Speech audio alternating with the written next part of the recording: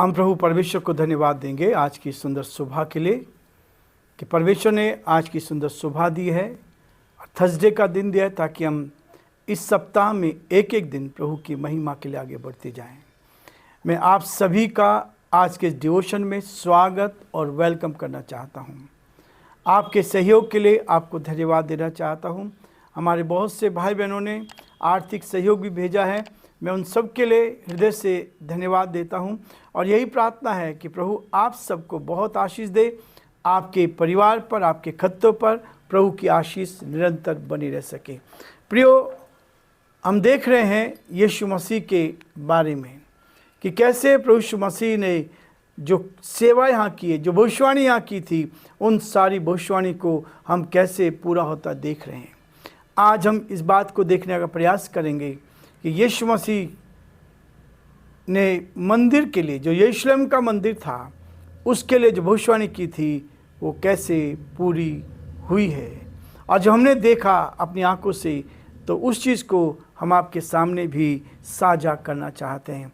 आज के दिन की शुरुआत प्रभु के इस वचन के साथ करना चाहते हैं जो रोमियो उसका 10 अध्याय और उसके 15 पद से मैं आपके सामने पढ़ना चाहूँगा। और यदि भेजे ना जाए तो कैसे प्रचार करें? जैसा लिखा है, उनके पाँव क्या ही सुहावने हैं जो अच्छी बातों का सुसमाचार सुनाते हैं, परंतु सब ने उस सुसमाचार पर कान न लगाया। यशायाह कहता है, हे प्रभु, किसने हमारे समाचार पर विश्वास किया है? अतः विश्वास सुनने से और सुनना मसीह के वचन से होता है। परंतु मैं कहता हूँ, क्या उन्होंने नहीं सुना? सुना तो अवश्य है, क्योंकि लिखा है, उनके स्वर सारी पृथ्वी पर और उनके वचन जगत की छोर तक पहुँच गए हैं। परमेश्वर अपने इस वचन के पढ़े और सुने जाने पर आशीष दे। आमीन। दुआ करेंगे। जीवते और सच्चे विश्वास के योग्य परमेश्वर, हम आपको धन्यवाद देते हैं। हम आपकी स्तुति, आपकी प्रशंसा करते हैं। पिता परमेश्वर, आपने हमें ये सुंदर समय दिया कि हम आपके चरणों में आ जाएं, आपकी महिमा करें, आपकी बड़ाई करें, आपकी स्तुति करें, आपके नाम को हम सराह सके। प्रभु जी, पिछले 3 दिनों के लिए आपको धन्यवाद। एक एक दिन आपने संभाला। इस सप्ताह में प्रभु आप हमारे साथ रहे। हम प्रार्थना करते हैं आज के दिन के लिए, इस दिन पर भी आपके अनुग्रह की दृष्टि चाहते हैं ताकि परमेश्वर इस दिन में भी हम आपकी महिमा को देख पाएं। अंधकार की दुष्ट की सारी चालों को हम यीशु के नाम से प्राप्त करते हैं और चाहते प्रभु हमारे सारे भाई बहनों पर उत्तम से उत्तम आशीष दे। प्रभु जी, उन सारे भाई बहनों के लिए जिन्होंने आर्थिक रूप से प्रभु जी सहयोग भेजा है, हम उनके लिए प्रार्थना करते हैं। उनके जीवनों पर, उनके परिवारों पर आपकी आशीष चाहते हैं। उनको अपने हाथों में ले, अपनी सुरक्षा का एहसास दे ताकि हर कदम पर प्रभु हम आपकी महिमा को देख पाएं और जो आपकी योजना है पिता, हम उसको आपके नाम के लिए पूरा होता देख सके। धन्यवाद देते हैं, आपकी स्तुति करते हैं। प्रभु जी, हर एक भाई बहनों के लिए जो हमारे साथ इस YouTube चैनल पर जुड़े हुए प्रभु जी, आप उनको उत्तम आशीष दे और पिता परमेश्वर, हम चाहते हैं हर एक को उत्तम से उत्तम आशीष मिल सके। हम आपको धन्यवाद देते हैं, हम आपकी स्तुति करते हैं प्रभु कि आप महान प्रभु, दयालु पिता, विश्वास के योग्य परमेश्वर हैं। हमारी आपसे प्रार्थना, आपसे विनती प्रभु जी, आपकी सुरक्षा हमारे प्रदेश पर, प्रदेश के मुख्यमंत्री अशोक गहलोत जी पर हो प्रभु जी। आपका हाथ उन पर बना रहे और आपकी उपस्थिति का एहसास वो कर सके। हम धन्यवाद देते हैं हमारे देश के लिए, देश के प्रधानमंत्री के लिए, राष्ट्रपति के लिए प्रभु जी, आप उनको भी सुरक्षित रखें। आपका हाथ उन सब के साथ ही बना रहे ताकि वो भी आपके नाम में प्रभु जी आगे बढ़ते जाएं और आपकी महिमा कान बन सकें। हम बड़े आदर के साथ, दीनता, नम्रता के साथ पिता परमेश्वर अपने आप को, अपने कमजोर निर्बल जीवन को आपके हाथ में सौंपते हुए इस विनती को अपने प्रभु, अपने धारकर्ता यीशु मसीह के नाम से मांगते हैं। आमीन। ये वो दीवार है जो यरूशलेम का मंदिर जो राजा सुलेमान ने बनाया था, ये सारा मंदिर ढा दिया गया था। जो प्रभु ने बोला था कि यहाँ पत्थर पर पत्थर भी नहीं बचेगा, ढाए न जाए, आज केवल एक दीवार यहाँ खड़ी है। इतना बड़ा भव्य मंदिर था, यहाँ हमने आके दुआ करी है ताकि परमेश्वर का आगमन, यीशु का आगमन फिर से हो। और जिन भाई बहनों ने प्रार्थना के विषय दिए हैं, वो विषय सुने जाएं और एक समय आए जब लोग इस बात को देख पाएं कि परमेश्वर की सामर्थ काम कर रही है। केवल एक दीवार, इस दीवार में से भी आधा इजरायलियों के पास है और आधा फ़लस्तीनियों के पास है।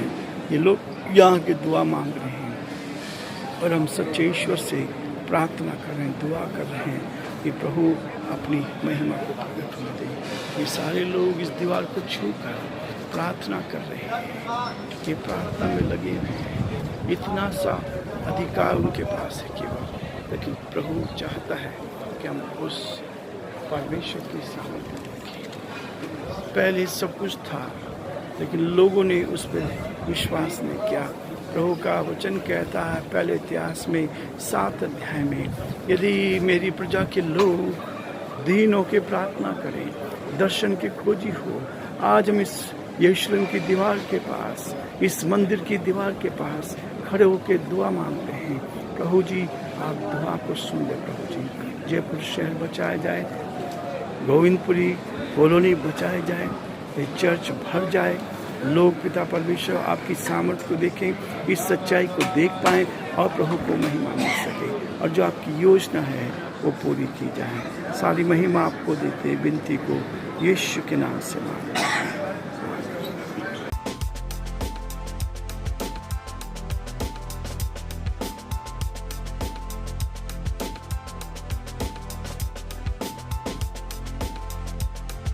प्रियो, परमेश्वर का वचन हर कदम पर हमारी अगुवाई करता है और इस वचन में जब हम देखते हैं, जब इस वचन को खोजते हैं तो वचन हमें प्रोत्साहित करता चलता जाता है ताकि इस वचन के द्वारा आप और मैं और अधिक आशीष को पाते जाएं और आपकी महिमा कान बन सके।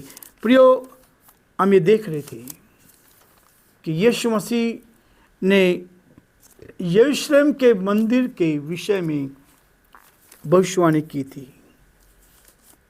आप सबको मालूम होगा कि जब यीशु मसीह यरूशलेम जा रहा था पाम संडे के दिन, तो लोगों ने एक गधी का बच्चा लिया, उस पर यीशु मसीह को बिठा दिया और जब वो जा रहा था लोग होशन्ना के नारे बोल रहे थे। लोगों ने क्या किया, खजूर की डालियां रास्ते में बिछाई, लोगों ने अपने कपड़े बिछाए और एक राजा के समान उसको यरूशलेम में प्रवेश दिया। लेकिन उस यरूशलेम में जाकर जब वो अपने चेलों के साथ बैठा था, जब भी वहाँ गया, प्रभु ने उनको संदेश दिया और संदेश देने के बाद जो मंदिर की तस्वीर या फोटो अभी आप देखेंगे, केवल एक दीवार वहाँ पे बची है। सुलेमान ने इस मंदिर को बनाया था। ये मंदिर परमेश्वर की ओर से दाऊद को नक्शा दिया गया। परमेश्वर ने बताया कैसे बनाना है, एक एक पत्थर कैसे लगाना है, परमेश्वर ने उसको तैयार कराया। और जब मंदिर तैयार हो गया तो सुलेमान ने वहाँ प्रार्थना की और परमेश्वर ने उसको आशीर्वाद दिया था। उससे कहा था तू मांग जो तुझे चाहिए। तब सुलेमान ने ईश्वर से ये मांगा कि हे परमेश्वर, हे ईश्वर, हे परमात्मा, आपने मुझे इज़राइली प्रजा पर राजा होने के लिए तूने नियुक्त किया है, मेरी योग्यता नहीं थी। अब मैं आपसे विनती करता हूं कि मुझे ऐसी बुद्धि दे कि मैं तेरी प्रजा का न्याय सच्चाई से कर सकूं, ईमानदारी से कर सकूं।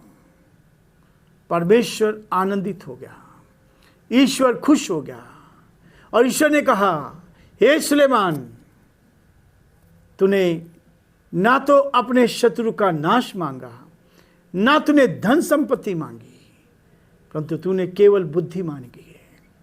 और आज मैं संसार की सबसे बढ़कर बुद्धि तुझे देता हूं। तुझसे पहले और तेरे बाद भी कोई भी इतना ज्ञानवान व्यक्ति नहीं होगा, इतना बुद्धिमान व्यक्ति नहीं होगा कि जो तुझसे आगे बढ़ जाए। और उसके साथ गिफ्ट के रूप में, इनाम के रूप में तुझे धन भी देता हूं।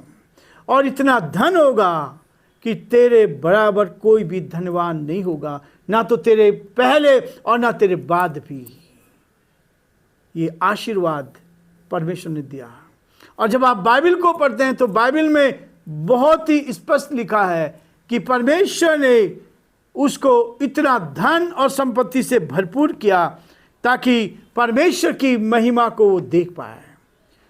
संसार की उस सारी भक्ति को, संसार के उस सारे ज्ञान को, संसार की उस शक्ति को वो उसके पास पाया गया।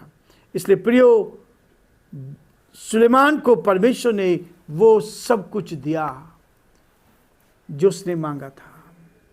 लेकिन फिर भी क्या हुआ? इजरायली लोगों ने, यहूदी लोगों ने इस मंदिर को व्यापार का केंद्र बना दिया था।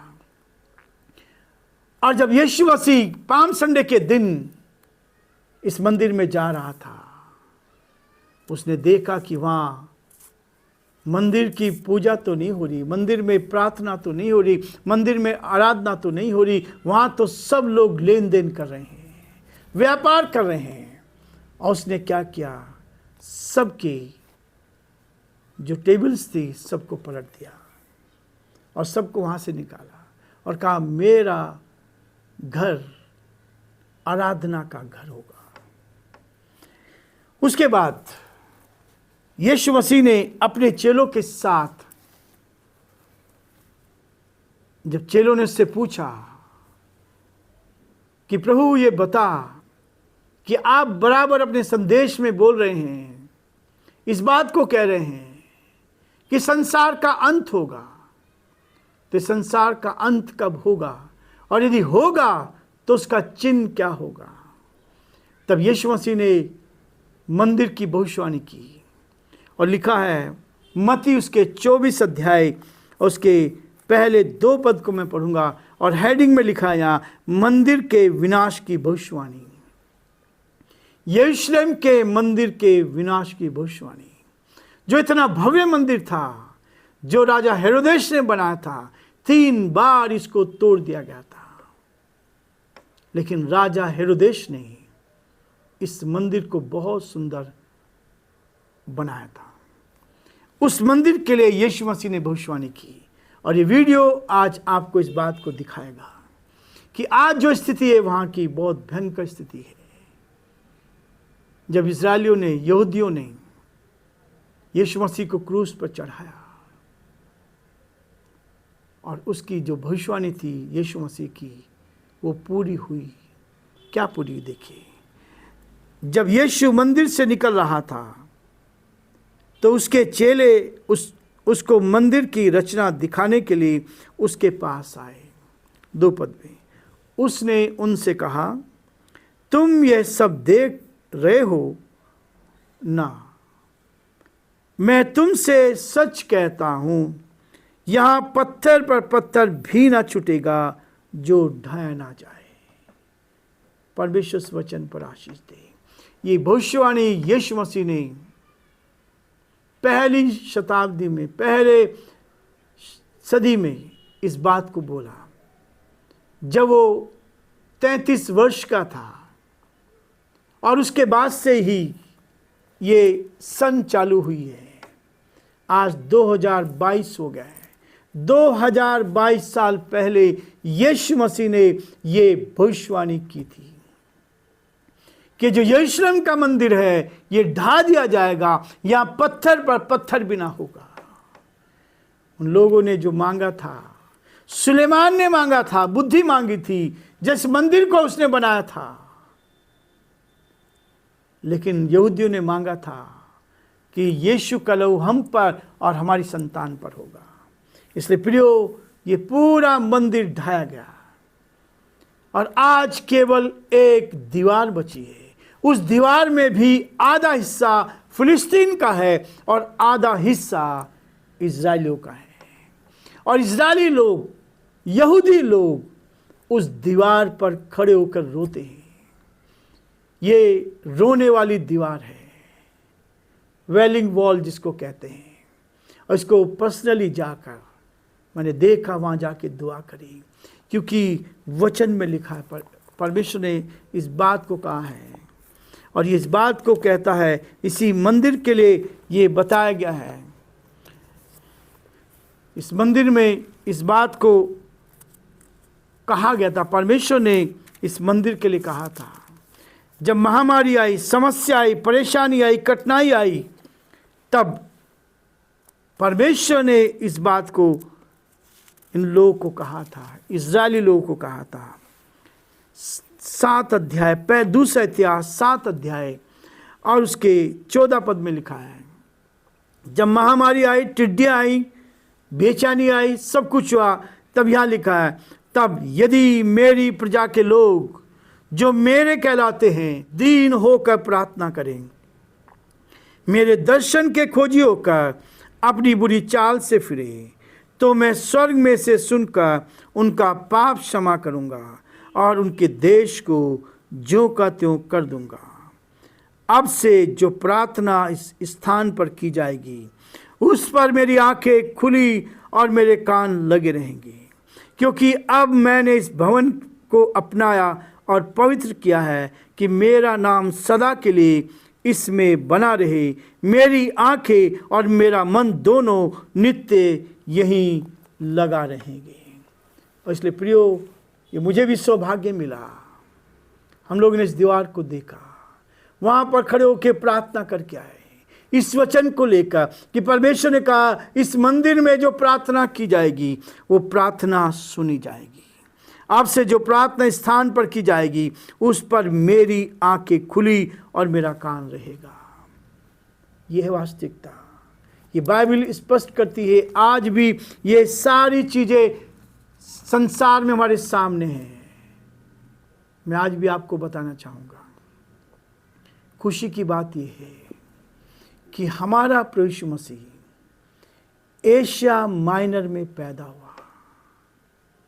हम एशिया के वासी हैं, विदेश में पैदा नहीं हुआ है, विदेशी नहीं है, वो हमारा है। और यहाँ पर हम देखते हैं कि परमेश्वर का वचन आगे बढ़ता गया और प्रभु की महिमा होती गई।